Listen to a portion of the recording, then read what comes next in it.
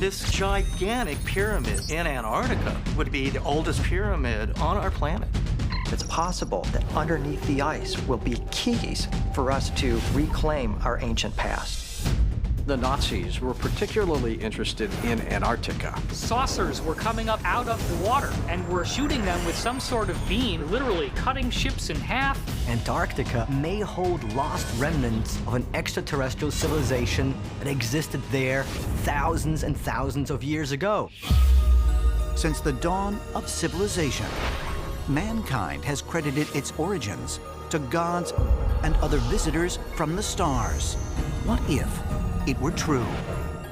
Did extraterrestrial beings really help to shape our history? And if so, might the ultimate proof be found when we uncover the pyramids of Antarctica?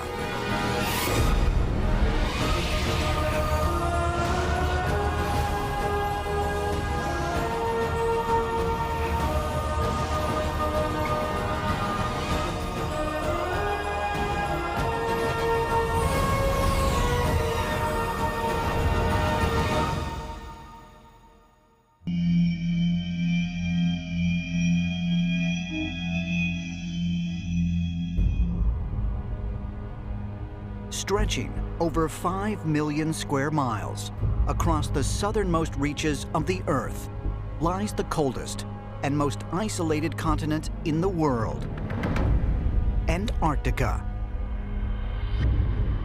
Because of its hostile climate, including average daily temperatures of -49 degrees Fahrenheit and wind speeds of over 200 miles per hour, Antarctica remains largely untouched by mankind.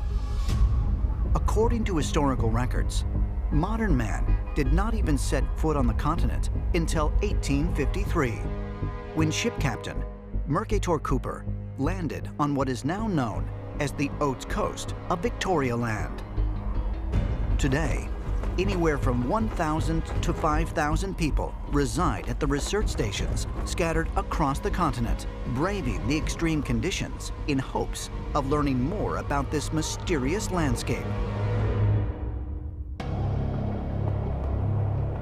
The thing about Antarctica is that as much as 98% of it is covered in ice. And just occasionally there are little areas that stick out, mountain tops, ridges, peaks. Antarctica is the least explored of the continents. Even the North Pole, which is just ice, has been explored more. It is a mystery, and it's right here on the Earth. It's perhaps the last big unexplored part of our home planet. Antarctica is a vast frozen world, and we know very little about it. And in fact, the ice in Antarctica is up to 3 miles thick in certain places. And what's beneath the ice is still largely a mystery to scientists.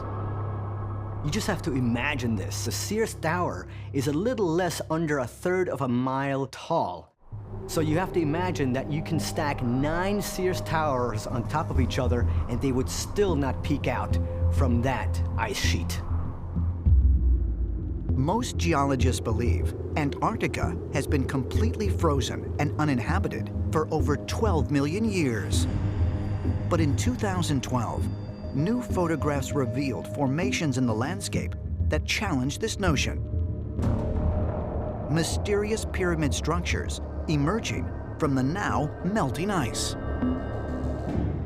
Recently, there have been a number of reports of pyramids being found on Antarctica. There are various photographs that show what appear to be perfect four-sided pyramids, very similar in design to those at Giza, Egypt, and perhaps other places around the world. While the photos were explained away by mainstream scientists as nothing more than natural land formations, satellite imagery analysts like Joseph White are not entirely convinced. In March of 2013, he uncovered what he believes is evidence of yet another pyramid, located just south of Antarctica's remote Shackleton mountain range.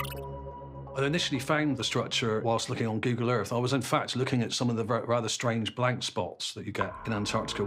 When I stumbled upon this very large square structure, which seems to be some kind of building or perhaps even a pyramid, but certainly very large and very square. It actually lines up perfectly with the coordinates of the compass, north, south, east and west. And this dictates to me that it's probably an intelligent structure because random structures like mountains are not aligned to the compass. And another way we know that a structure is not naturally occurring is generally to look for symmetry, things like right angles and equilateral triangles and shapes that you would not normally find in nature.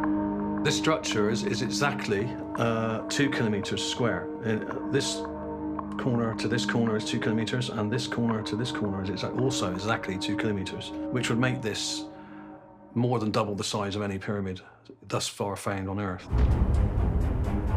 While it may seem unthinkable that pyramids could exist in Antarctica, in recent years, archaeologists have found pyramids all over the world that had been lost for centuries, mistaken as natural formations, or hidden in the most unlikely places. They have been discovered in the plains of northern Peru, buried beneath dirt and rubble in Indonesia, and one may even exist in Los Angeles, California. All the way around the world, we find evidence of pyramid structures. We should start looking at the possibility that there was habitation on Antarctica. Was it a lost civilization? Could it be ancient astronauts? And just maybe the earliest monuments of our own civilization came originally from Antarctica. If this gigantic pyramid in Antarctica is an artificial structure, it would probably be the oldest pyramid on our planet. And in fact, it might be the master pyramid that all the other pyramids on planet Earth were designed to look like. There has been extensive research done on pyramids throughout the world in terms of their structure and what it is that they really are. And one of the theories is that pyramids are power generators. And so if you have these pyramids strategically placed around the world generating this charge, it's possible to create a general standing wave around the world that is basically a wireless transmission of energy. It's been theorized that ancient ships, extraterrestrials, and those with high technology could use this interconnected wireless energy system to navigate around the planet. And it makes sense that if there was some kind of worldwide pyramid power grid like this, that Antarctica would have pyramids as well. The whole idea of these pyramidal structures, where did it come from? Because it's not an arbitrary thing. And these structures, they exist worldwide. So, you know, what was the impetus? What's the origin? And even more fascinating, did they originate on the Antarctic continent? Might the pyramid Joseph White claims to have discovered near the Shackleton mountain range and other pyramid-shaped formations recently photographed in Antarctica provide evidence of extraterrestrial visitation to our planet in the remote past? And if they are actually man-made structures, how is such a thing even possible in a place that has been buried beneath the ice for over 12 million years? According to ancient astronaut theorists, Antarctica may not have been a frozen continent for as long as mainstream scientists suggest. And they say proof can be found by examining a 500-year-old map depicting the continent without any ice. Could Antarctica have been inhabited by extraterrestrials in the distant past? Did they study this continent and leave behind detailed information about its landscape? If so, just what happened to these otherworldly visitors?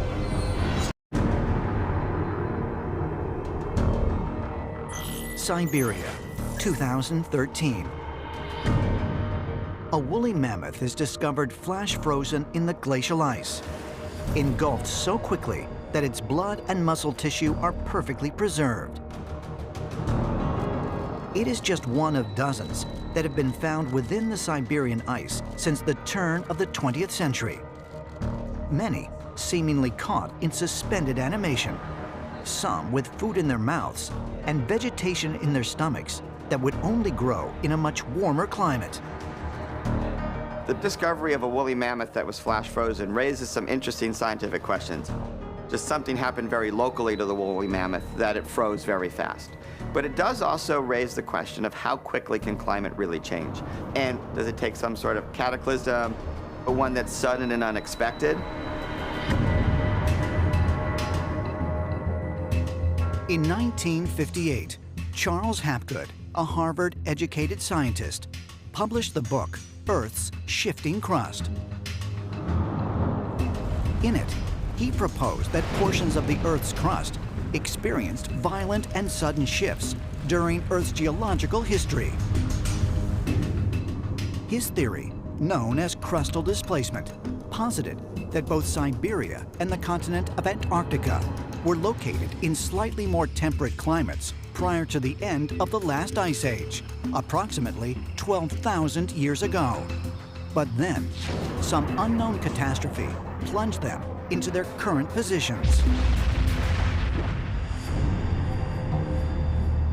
Professor Hapgood came up with the idea that the previous North Pole position had been in the area of the Hudson Bay, and then it shifted to where the pole is today.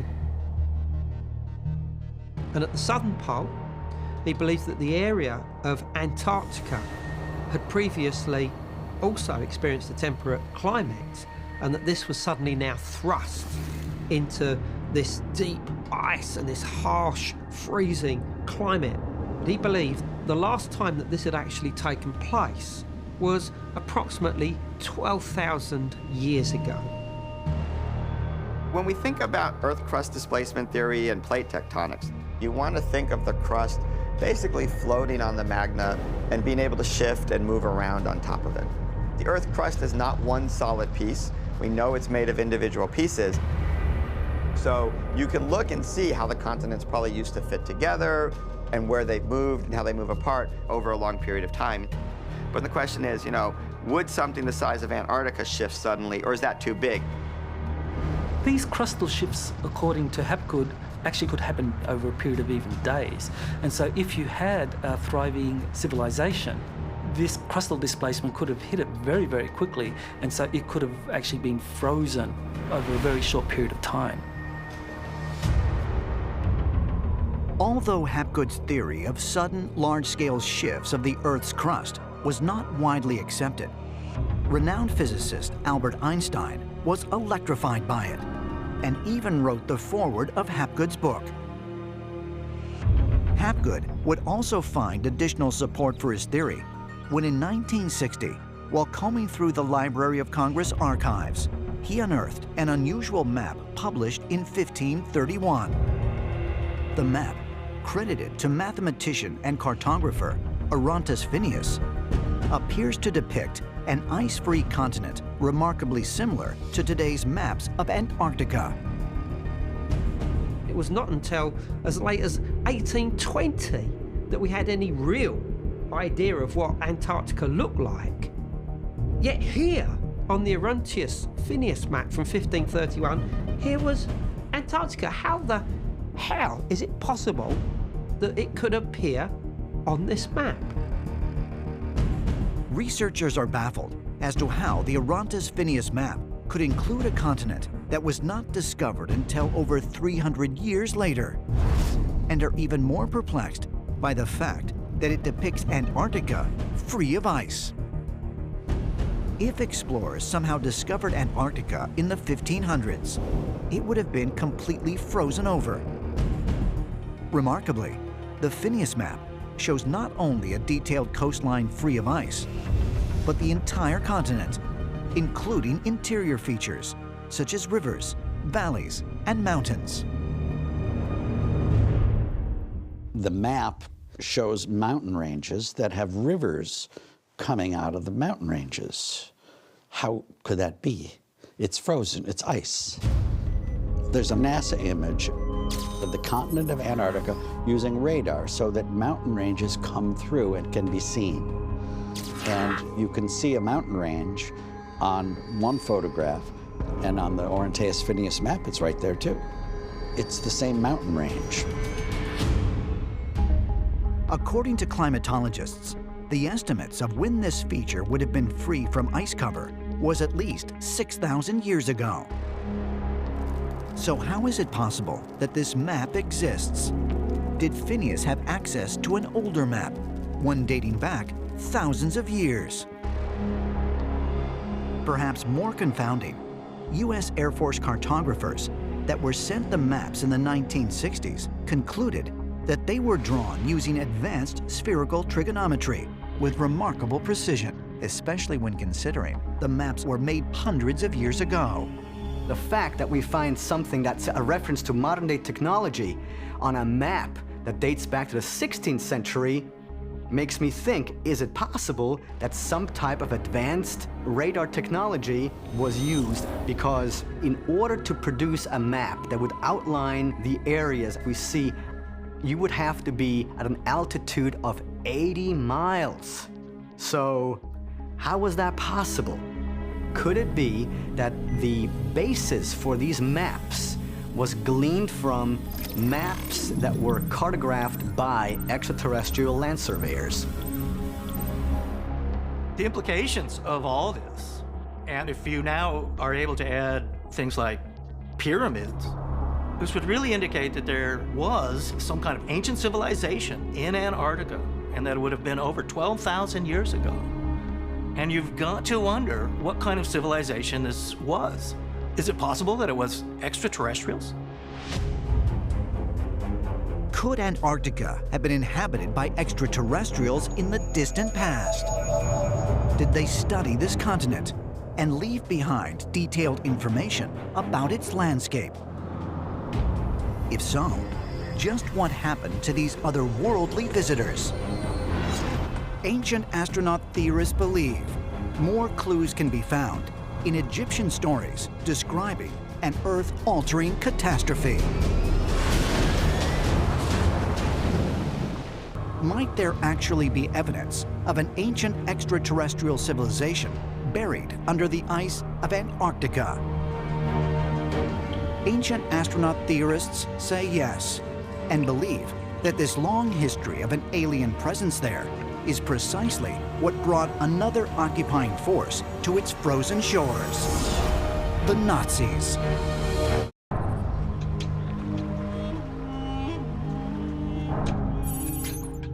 Edfu, Egypt. Located on the western bank of the Nile, the Temple of Edfu is one of the largest and most well-preserved temples of the ancient kingdom, dating back to 237 BC. The Edfu temple is of tremendous importance. As you enter the temple, it's like you're going inside a book. It's literally full of texts. Every wall, every column, every room, every chamber is filled with texts. They're known collectively as the Edfu texts. What is very interesting is that the majority of these texts speak about the creation of the world. According to the texts, the Earth was created by powerful gods who came down from the sky. And these gods first established a place known as the Island of the Egg. Two gods, they created an island in the middle of the eternal lake. Creation started with that island. The occupants of this so-called primordial mythical world, very strange creatures. There seems to be three groups of people. One called the sages, one called the builders, and the other called the Sheptiu. Nobody knows who they are. These are the ones that are very mysterious because they are said to emerge from the water. Then the Egyptians believed a series of gods came and built the first temples. It says that here the first temples were built, the first ones ever in the world. and that these became the blueprint for every temple in Egypt. Once all the creator gods have done their job with creating the world, they would meet with their big bird and ascend to the sky. Ancient Egyptians believed with all their heart that everything listed and inscribed on these walls are true, true, true. If the walls say there's an island in the middle of nowhere where gods would go and ascend to the sky, then ancient Egyptians, the devoted ones, would believe that island exists. According to the Edfu texts, not all of the occupants left. And after many generations, the island suffered a terrible fate. The texts are very different as to what happens to the occupants. These strange gods, they seem to, once they have set the scene, once they have built the temples, they hand over their work to the historical lineage, and then they depart. We don't know where they go. There seems to be something very interesting here. There seems to be a war going on. The armies of these divinities is led by this falcon god, and he battles a kind of enemy represented by snake. In the skies appeared what was known as the enemy snake. It had a name. It was called the Great Leaping One. And it was said that immediately it appeared, there was a time of darkness. And there were suddenly floods that destroyed this sacred island. And when the waters receded, these original beings, who were known as the Ancient Ones or the Elder Ones, were now no longer there. Perhaps the Great Leaping One, this enemy snake, was the memory of the comet that entered into our inner solar system, broke up, causing devastation and destruction. Might the account of this ancient catastrophe, inscribed on the walls of the Edfu temple, be describing a natural event? Or was it a deliberate attack? An attack targeting an otherworldly civilization existing on what we now know as the Antarctic continent. We need to take a second look at the Edfu text and the story of the island of the egg, because it's the source material for Plato's story. In his story of Atlantis, he gives a very important detail. He describes it as an immense island the size of Libya and North Africa combined. Now, the thing about it is that there's only one island on the planet that's out in the middle of the ocean that matches that description, and that's Antarctica.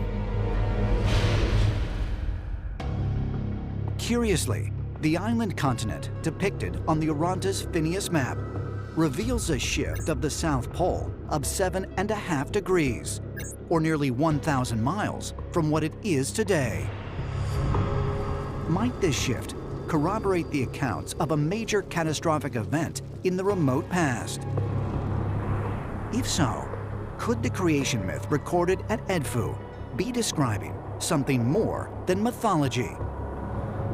The cataclysm, which would have shifted Antarctica, this would have destroyed the civilization that was there, and then, over time, whatever buildings and pyramids that were there would be covered with ice.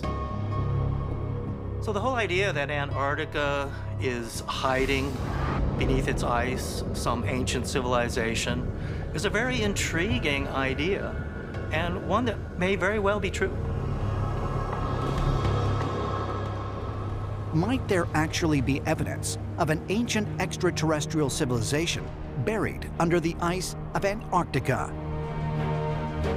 Ancient astronaut theorists say yes, and believe that this long history of an alien presence there is precisely what brought another occupying force to its frozen shores: the Nazis.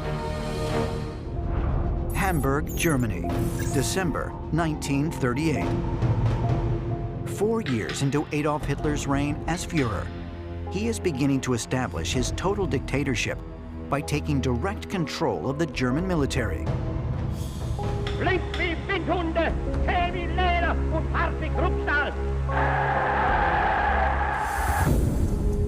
But on the brink of World War II, Hitler is also involved in much stranger endeavors that are hidden to the public. He is committing every remaining resource to searching for ancient relics that he believes could hold incredible powers. On December 17th, the German freighter MS Schwabenland sets out on one of these top-secret missions. Its 33-member team is rumored to include scientists, military experts, construction crews, and key members of the Thule Society, an elite group associated with the Nazis that focused on mysticism and the occult. 32 days later, they arrive at their destination, Antarctica. The Nazis themselves were fascinated by ancient civilizations and legends of vanished super races. They were searching for this lost Arctic home that they thought that the Aryans had come from. They were looking all over the world, and that included Antarctica. The Thule Society actually believed that there were mystics or channels who were able to communicate with these beings who claimed to be either extraterrestrial in origin or claimed to belong to this civilization that lived in Earth's interior. They gave a lot of information about the building of advanced aerospace vehicles, flying saucers, and I think this is where Hitler's Nazi Party got a lot of its information about Antarctica, that in Antarctica there is this ancient civilization or bases where they could find a lot of these advanced technologies. During their time in Antarctica, the Nazis were believed to have mapped huge swaths of the icy landscape by air. Ancient astronaut theorists believe they also established an elaborate underground headquarters known as Base 211. Hitler and the Nazis were particularly interested in Antarctica. I think they really believed that there were things going on deep under the ice. And there have always been rumors that the Nazis, with their submarines, have underwater caverns, small cities, that they escaped there after World War II.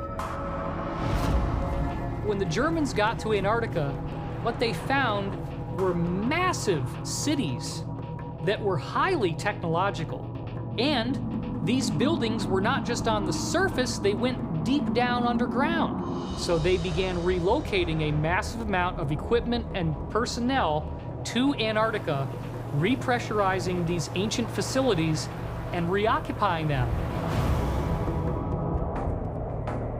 In 1946, 1 year after the end of World War II, the U.S. government launched its own large-scale mission to Antarctica. Operation High Jump deployed 4,700 troops, 13 ships, an aircraft carrier, and a number of seaplanes to Antarctica. Although the government denied it at the time, it would later become known that one of the operation's primary objectives was, quote, extending the United States sovereignty over the largest practicable area of the Antarctic continent. The U.S. Navy then sent what was basically a flotilla of armed ships to Antarctica in Operation High Jump. There were stories that were quite strange that ultimately came out of that expedition, which ended quite early. There were stories of craft coming up out of the water around the ships and of flying saucer type vehicles. Saucers were coming up out of the water and were shooting them with some sort of beam, literally cutting ships in half. They were shooting planes out of the sky, and they traveled so fast that it was almost impossible to visually reference where the disc was going. So the American fleet had to limp back to the United States, totally broken and destroyed. It's still a mystery, all of the activities that were going on in Antarctica. You have to wonder if the American military and other governments too are aware of structures under the ice, of pyramids beneath the ice, and perhaps they know that there's some kind of ancient civilization frozen beneath the ice of Antarctica. If in fact the Nazis were seeking extraterrestrial technology in Antarctica, is it possible that they actually discovered it? And might the US military have encountered this powerful technology years later, during Operation High Jump? Ancient astronaut theorists believe that further proof of an alien presence in Antarctica may be found in a prehistoric lake, buried under 2 miles of ice. Is the United States government covering up an extraterrestrial presence in Antarctica? And if so, could they be the same otherworldly beings that once occupied the continent thousands of years ago? Ancient astronaut theorists believe the truth may be revealed when Antarctica's ice finally disappears.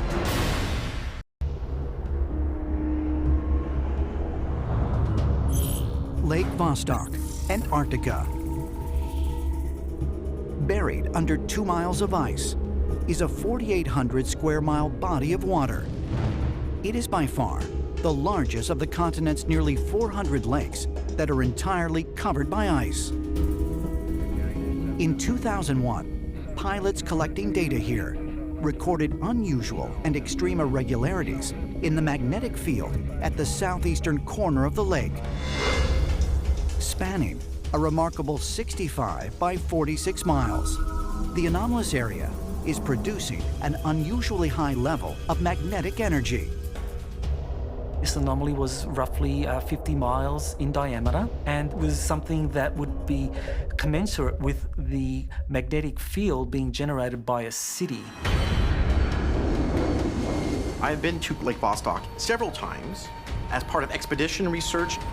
And when we were in the area, we did pick up this magnetic anomaly, but we also found other magnetic anomalies which are actually transitioning from one place to another. They were moving.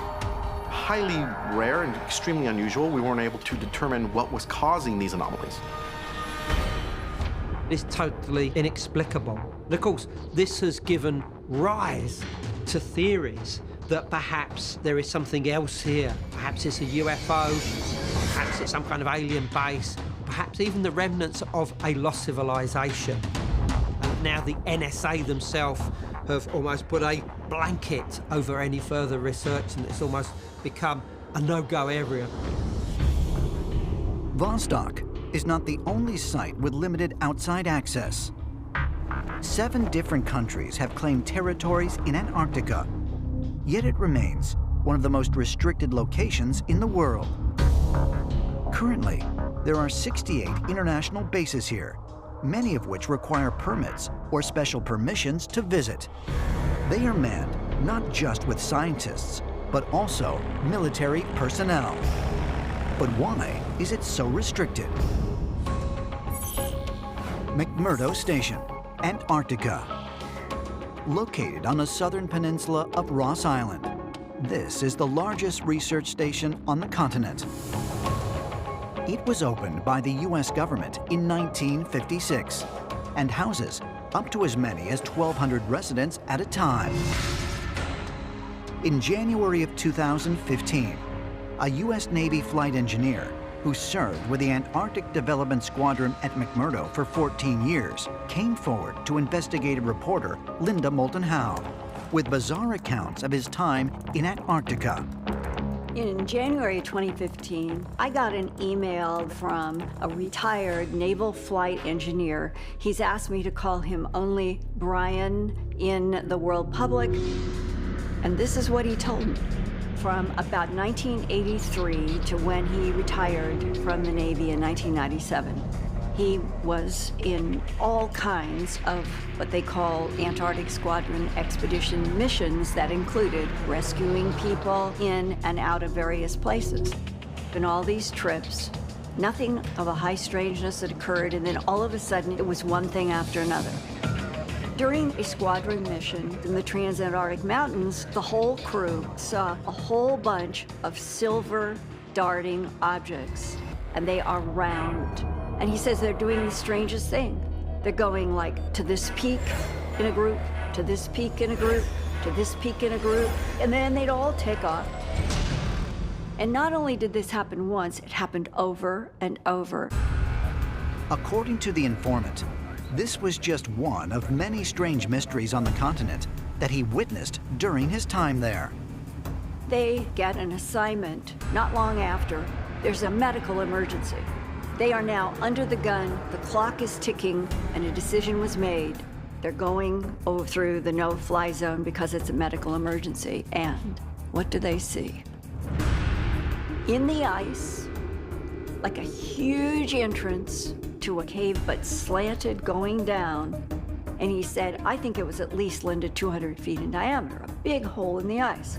And he said, our instruments are not operating. We were losing electricity. We had magnetic anomalies. And we concluded there's something about this hole that is now causing these problems.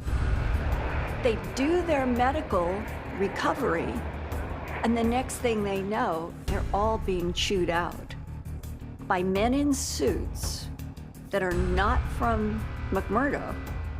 They appear to be from Washington, D.C., and as he said, they told us that we are never, ever to fly over that hole, and we are never to discuss it again.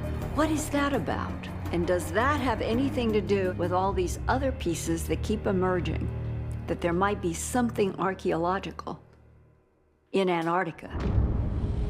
According to ancient astronaut theorists, this was not the first time a massive hole has been spotted in the ice of Antarctica. Famous polar explorer Admiral Richard Byrd allegedly reported seeing a massive entrance to an underground world during his 1947 expedition to the South Pole. Admiral Byrd made a lot of unusual statements, allegedly talking about a large opening at the South Pole that went deep inside the Earth, ice-free, and was inhabited by various sorts of aliens. And when Byrd got back to the United States, he was brought back to Washington, where he was questioned very heavily about his statements. And allegedly, he was told to stop talking about this.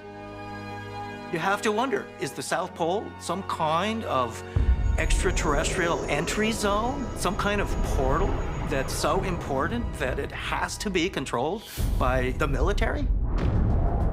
Is the United States government covering up an extraterrestrial presence in Antarctica? And if so, could they be the same otherworldly beings that once occupied the continent thousands of years ago? Ancient astronaut theorists believe the truth may be revealed when Antarctica's ice finally disappears.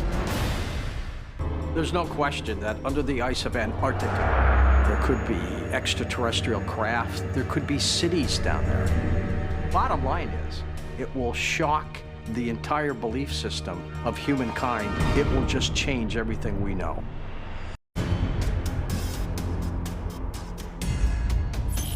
East Antarctica, October 2015. Scientists at NASA announced that despite years of thinking otherwise, they are now finding that the ice in this region is actually growing, averaging 82 billion tons a year. Snowfall is currently adding ice to most of the continent, but at the same time, glaciers are rapidly melting along the coast of western Antarctica. Scientists calculate that since 2009, as much as 60 cubic kilometers of ice, the equivalent of 70,000 Empire State Buildings, is disappearing into the ocean each year. But why is the ice here melting when it is growing throughout much of the rest of the continent? We see these graphic pictures on television of the ice caps melting and falling into the sea, but it's actually only in some areas that the ice caps are actually melting. What's so strange is that through various factors that the ice in Antarctica might actually be growing and extending. This is very strange. We can't rule out the possibility that in certain cases there could be entire cities that are built underground that may even be actively maintained by extraterrestrials now, and that as those cities are powered up or expanded in size, that they are giving off some kind of heat, and that heat in turn is melting the ice above them. If there are things buried under the miles of ice at Antarctica, then that would mean that had to have happened before the last ice age. So who knows what we'll find there? Remnants of a lost civilization, perhaps even tools with which these civilizations were built. It's possible that underneath the ice will be keys for us to actually save ourselves and reclaim our ancient past. We may end up in a situation where this can't be covered up anymore, where visible ruins, gigantic pyramids, gigantic obelisks start to peek through the ice. And at that point, it's game over. No longer can this be swept under the rug. There's no question that under the ice of Antarctica, there could be extraterrestrial craft, there could be cities down there. Bottom line is, it will shock the entire belief system of humankind. It will just change everything we know. What really lies beneath the ice and snow in Antarctica? Was this frozen continent once covered with lush vegetation, as well as pyramids that predate those in Egypt? And if extraterrestrials truly did inhabit Antarctica, could these otherworldly visitors still be hiding out there today? Perhaps one day soon, we will discover what the ice of Antarctica has hidden for thousands of years. And it will finally expose the truth about our alien past.